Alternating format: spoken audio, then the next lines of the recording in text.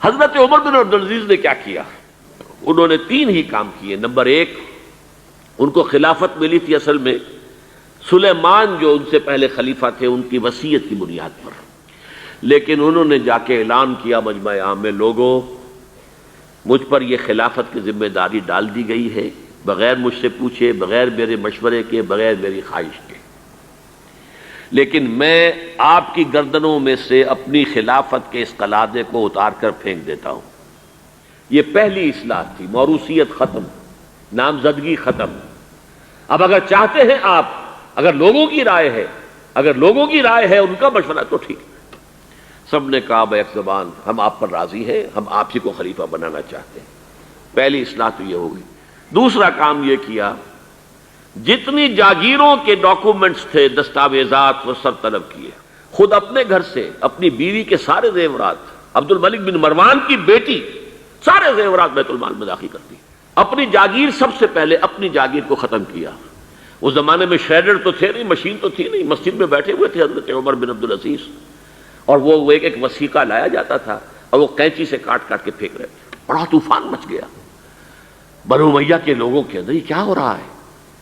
ایک وفد بھی آیا کہ دیکھیے آپ اپنے سے پہلے لوگ جو کچھ انہوں نے کیا تھا، آپ اب جو چاہیں آپ کریں، لیکن پہلے جن لوگوں نے جو کچھ کیا ہے اس کی نفی تو نہ کیجیے۔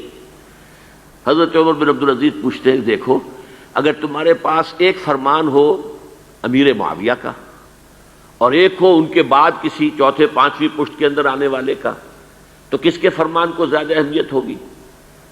سب نے کہا امیر معاویہ کے فرمان کی زیادہ اہمیت ہوگی۔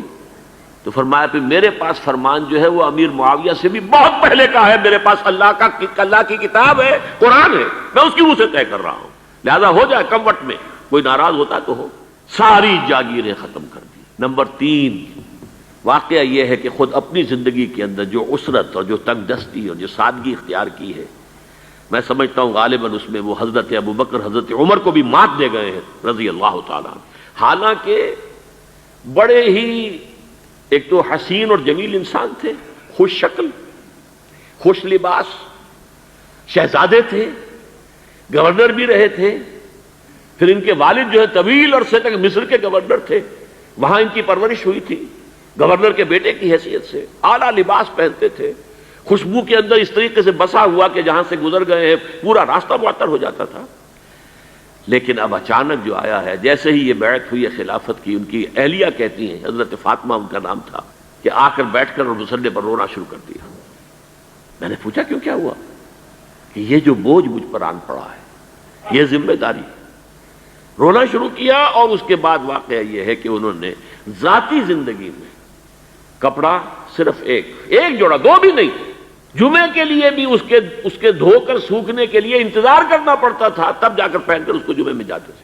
ایک دفعہ آئے ہیں اپنی بچیوں سے گفتگو کر رہے تھے، تو بچیوں کو دیکھا، عجیب حال ہے کہ وہ جو بھی بات کرتی ہیں پھر اپنے منہ پر ہاتھ بھی رکھ لیتی ہیں۔ پوچھا کیا سبب ہے؟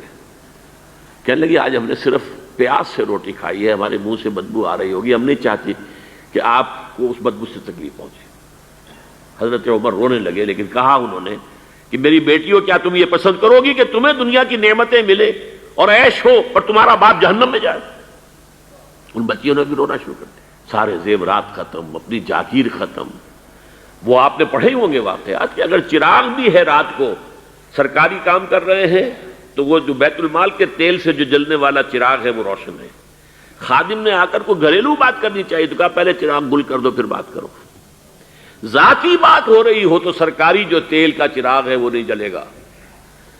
میں یہ سمجھتا ہوں، میں علی وجہ البصیرت کہہ رہا ہوں کہ میرے نزدیک تو اس قدر شاید باریک بینی کی باتیں جو ہیں میرے علم میں نہیں ہے کہ حضرت ابوبکر اور حضرت عمر، اور پھر یہ کہ وہاں کوئی ایسا کنٹراسٹ، سائملٹینیس کنٹراسٹ نہیں تھا، اس لیے کہ حضور کے ساتھ جد و جہد کرتے ہوئے ان کی زندگیوں میں پہلے بھی فقر اور ساری اختیاری فقر کی کیفیات تھیں۔ یہاں تو اچانک ہوا ہے کہ اس سے پہلے ایک بہت خوش باش، خوش لباس، خوش شکل، بہت ہی ہر طرح کے ناز و نعم کے اندر پلا ہوا انسان، شہزادہ، اچانک بوجھ آیا ہے تو زندگی کے اندر انقلاب آ گیا۔ یہ ہے خلیفہ اول، خلیفہ خامس ان کو کہا جاتا ہے، خلافت راشدہ میں شامل کیا جاتا ہے، اور یہ ہے سلسلہ تجدید خلافت کی پہلی کڑی، اور اس کو ہم کہیں گے یہ تجدید کامل تھی، کیونکہ ابھی خرابی آئی ہی صرف نظام حکومت میں تھی، اسی کو آپ نے درست کر دیا۔ یہ دوسری بات ہے کہ یہ ایک بہت شارٹ لیوڈ رہی ہے، بات آگے نہیں چلی ہے، ان کو زہر دے دیا گیا، اس لیے کہ یہ بات زیادہ قابل برداشت نہیں تھی بنو امیہ کے پورے خاندان کے لیے، قبیلے کے لیے۔